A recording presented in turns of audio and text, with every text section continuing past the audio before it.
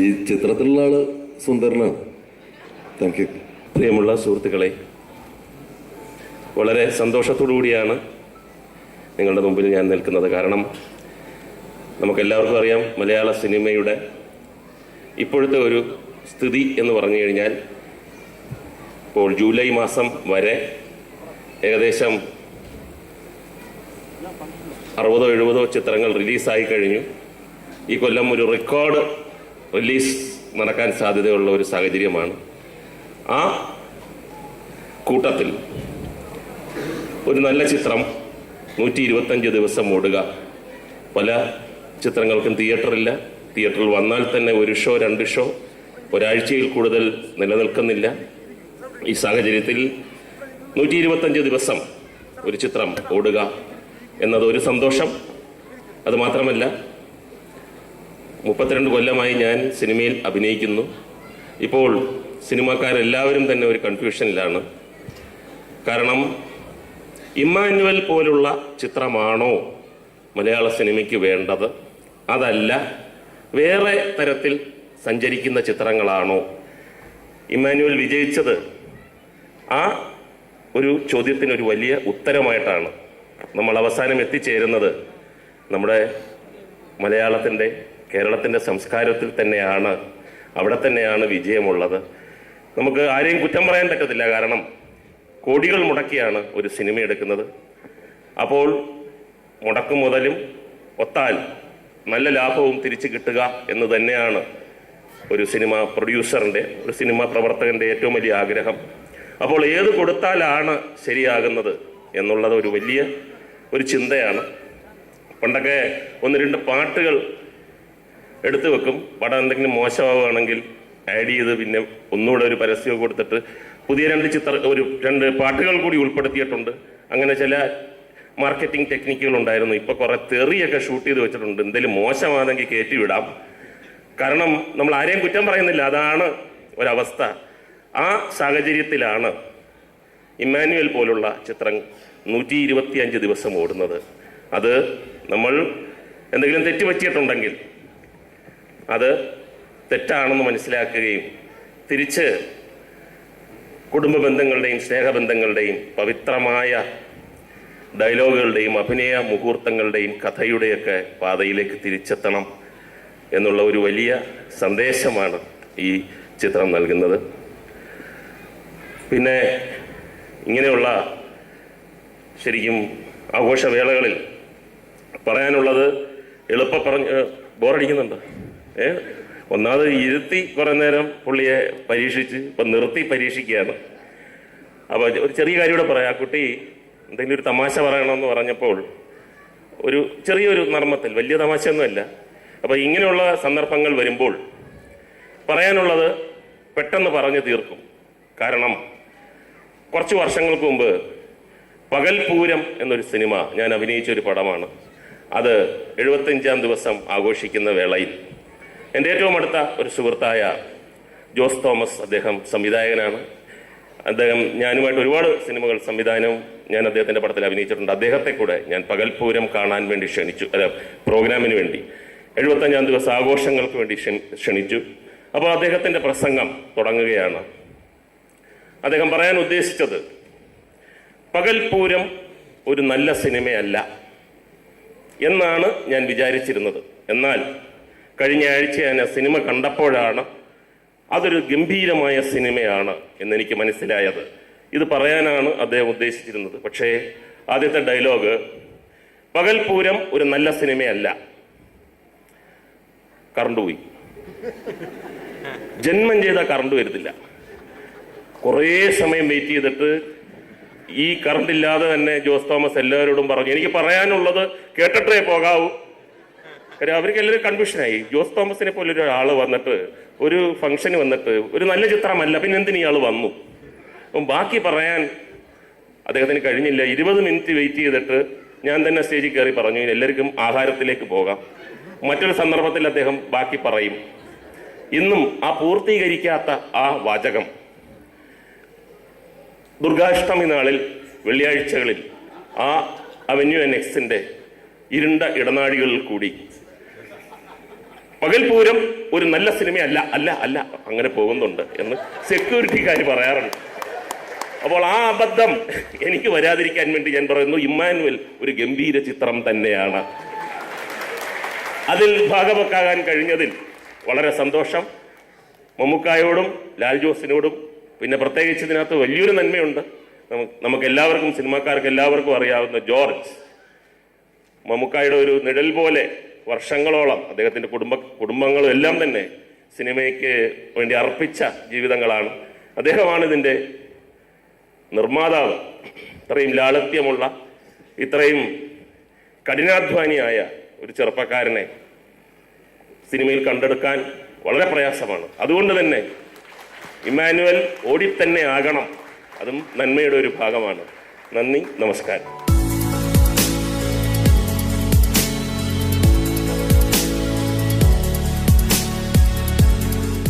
മുകേഷിനെ വിളിച്ച പോലെ എന്നെ രണ്ടു വാക്ക് പറയാൻ വിളിച്ചതാണ്. മുകേഷ് തമാശ പറയും, ഞാൻ തമാശ പറയുന്ന ആളല്ല. മുകേഷിന് സിനിമയിൽ അഭിനയിപ്പിക്കുമ്പോൾ സംവിധായകർ ഇതുപോലെ രണ്ട് കാര്യം ഉദ്ദേശിക്കാറുണ്ട്. സിനിമയിൽ അഭിനയിക്കുകയും ഇതുപോലുള്ള പരിപാടികൾ വരുമ്പോൾ ഇത്തിരി തമാശ പറയുകയും ചെയ്യുന്നതാണ്. ഞാനും മുകേഷും കൂടെ കുറേ കാലത്തിന് ശേഷം അഭിനയിക്കുന്ന ഒരു സിനിമയാണ്.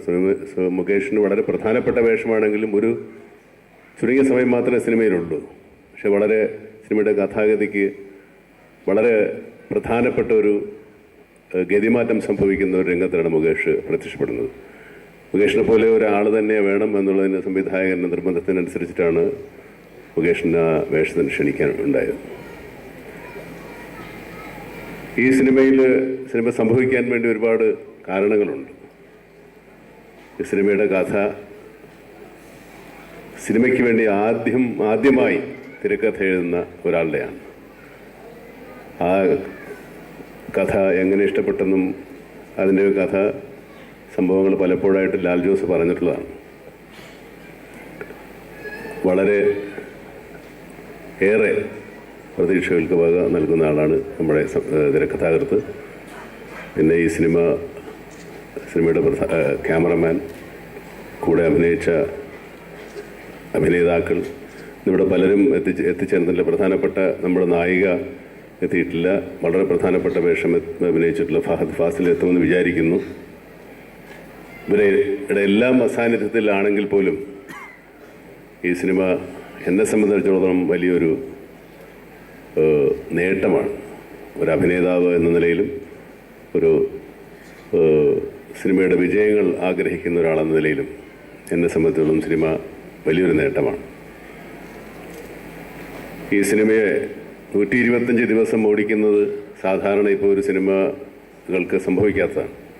125 ദിവസം ഓടണമെന്നില്ല സിനിമ വൻ വിജയമാകണമെങ്കിൽ. എങ്കിൽ പോലും 25 അല്ലെങ്കിൽ 50 ദിവസം 25 ദിവസം ഓടിയാൽ തന്നെ നല്ല കളക്ഷൻ ഉണ്ടെങ്കിൽ ഒരു സിനിമ ഒരു സാമാന്യ ചെലവിലെടുക്കുന്ന ഒരു സിനിമ വിജയമാണ്. പക്ഷെ അത് അതിൻ്റേതായ രീതിയിൽ ഓടണമെന്ന് മാത്രം.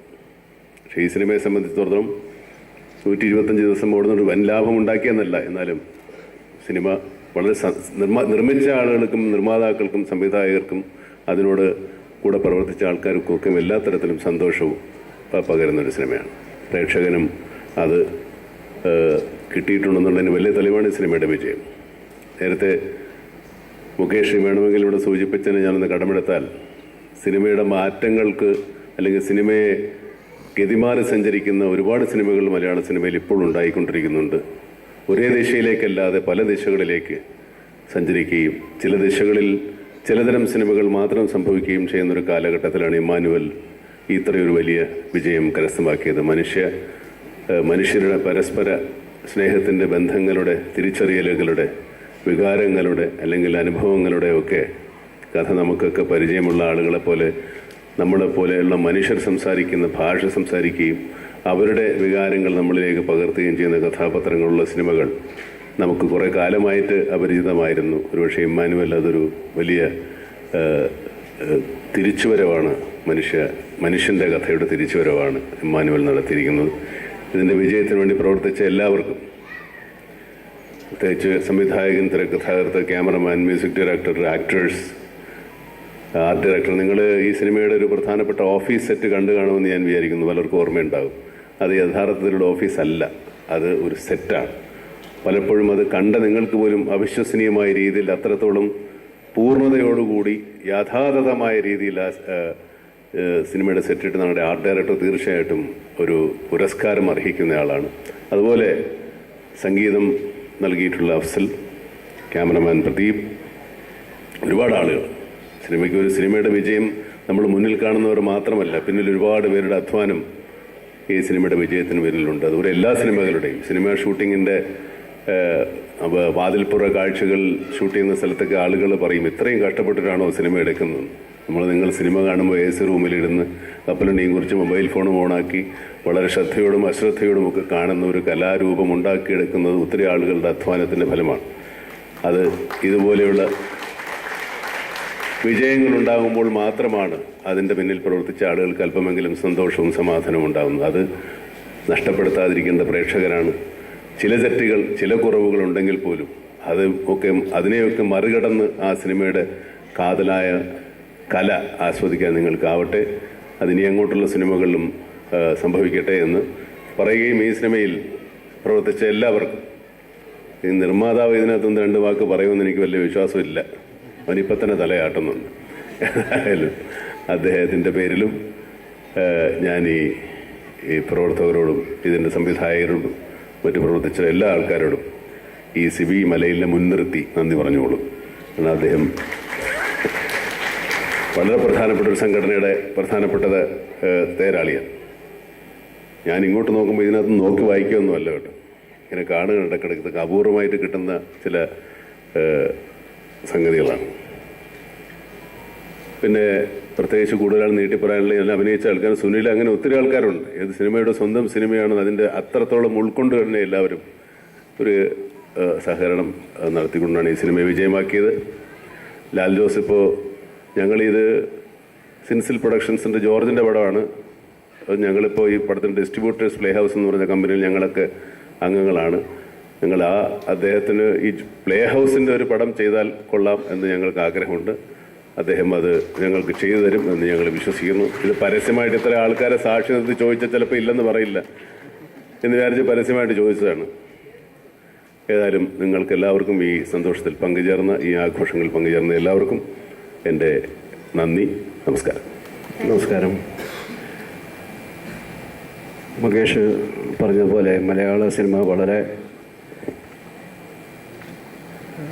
വലിയ പരീക്ഷണത്തിൻ്റെ ഒരു കാലഘട്ടത്തിലൂടെ കടന്നു പോവുകയാണ്. വ്യത്യസ്ത രീതിയിലുള്ള സിനിമ സമ്പ്രദായങ്ങൾ പരീക്ഷിക്കപ്പെട്ടുകൊണ്ടിരിക്കുന്നു. കുറേയൊക്കെ വിജയിക്കുന്നു, കുറേയൊക്കെ ദിശ മാറിപ്പോകുന്നു, ലക്ഷ്യം കാണാതെ പോകുന്നു.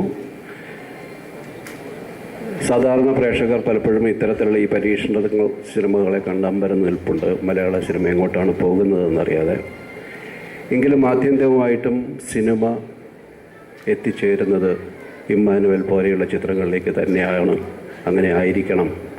കാരണം മനുഷ്യ ബന്ധങ്ങളുടെ കഥ പറയുന്ന, ജീവിത യാഥാർത്ഥ്യങ്ങളോട് ചേർന്ന് നിൽക്കുന്ന നന്മയുള്ള സിനിമകൾ ഉണ്ടാവേണ്ടതാണ് മലയാള സിനിമയ്ക്ക് ആവശ്യം. തീർച്ചയായിട്ടും അതിന് അത്തരം സിനിമകൾ ചെയ്യാനായിട്ട്, അത്തരം സിനിമകൾ ആസ്വദിക്കാനായിട്ട് ഒക്കെയും മലയാളി പ്രേക്ഷക സമൂഹം കാത്തിരിക്കുകയാണ്. അതിൻ്റെ ഒരു തുടക്കമായിട്ട് ഇമ്മാനുവൽ വീണ്ടും ഒരു തിരിച്ചുവരവിലേക്ക് മലയാള സിനിമയെ അതിൻ്റെ ശരിയായ ദിശയിലേക്ക് കൊണ്ടുവന്ന ചിത്രമായിട്ടാണ് ഞാൻ കാണുന്നത്. ഈ സിനിമയ്ക്ക് പുറകിൽ ഒരുപാട് നന്മകളുണ്ട്.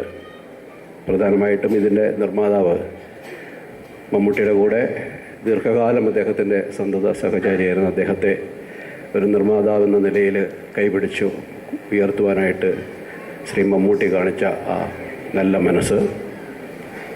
ഇതിൻ്റെ സംഗീത സംവിധായകൻ അഫ്സൽ, അദ്ദേഹം ഒരുപാട് സിനിമകൾക്ക് പാട്ടുകൾ ചെയ്തിട്ടുണ്ട്. പക്ഷേ ആദ്യമായിട്ടാണ് ഒരു സിനിമയുടെ ബാക്ക്ഗ്രൗണ്ട് സ്കോർ. അതൊരു പക്ഷേ ലോക സിനിമയിലെ ഒരു ഏറ്റവും അത്ഭുതകരമായൊരു സംഭവമാണ്. വിഷ്വലി ചലഞ്ചായിട്ടുള്ള ഒരു വ്യക്തി ഒരു സിനിമയുടെ ദൃശ്യങ്ങൾക്ക് സംഗീതം കൊടുക്കുക എന്നുള്ളത്. അത്തരത്തിലുള്ളൊരു വലിയ അത്ഭുതം ഈ സിനിമയുടെ പുറകിൽ സംഭവിച്ചിട്ടുണ്ട്. ആ കലാകാരനെ ആ രീതിയിൽ മുന്നോട്ട് കൊണ്ടുവരാൻ ലാൽ ജോസ് എന്ന സംവിധായകൻ കാണിച്ച ആ നല്ല മനസ്സ്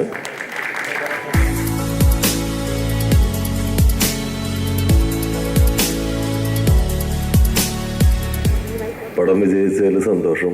ഇങ്ങനൊരു ദിവസം ഉണ്ടാവണമെന്ന് ആഗ്രഹിച്ചിരുന്നു. എൻ്റെ തലയുടെ ഇപ്പോഴത്തെ ഷേപ്പിൻ്റെ കാരണം ഈ വിജയമാണ്. പടം സൂപ്പർ ഹിറ്റായി മൊട്ടടിച്ചേക്കാൻ നേർച്ച നടന്നതാണ്.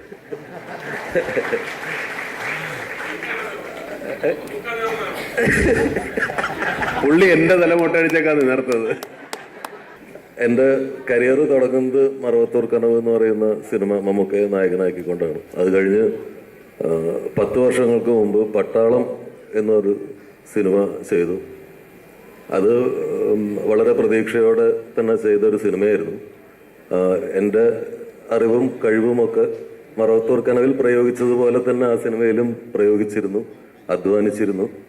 പക്ഷെ ആ സിനിമ ഒരു വലിയ പരാജയമായി. അപ്പോൾ അതൊരു പിന്നീട് മമ്മൂക്കയുടെ മുമ്പിൽ ചെന്ന് നിൽക്കുമ്പോൾ ഒക്കെ ഒരു വല്ലാത്തൊരു മനപ്രയാസം ഉണ്ടായിരുന്നു. ഞാൻ ഒഴിഞ്ഞു മാറി നടക്കുമായിരുന്നു. 10 വർഷങ്ങൾക്ക് ശേഷം ഇമ്മാനുവൽ എന്ന് പറയുന്ന ഈ സിനിമ ചെയ്യുമ്പോൾ ശരിക്കും ഞാനും എൻ്റെ കുടുംബവും വലിയ പ്രാർത്ഥനകളും വഴിപാടുകളും ഒക്കെ ആയിട്ടാണ് ആ സിനിമ ചെയ്തത്. കാരണം വീണ്ടും ഒരു പരാജയം ഒരിക്കലും താങ്ങാൻ പറ്റില്ല. ദൈവത്തിന് നന്ദി, ഇങ്ങനൊരു ദിവസം തന്നതിന് നന്ദി, മമ്മൂക്കയ്ക്ക് നന്ദി, ജോർജിന് നന്ദി. Thank you.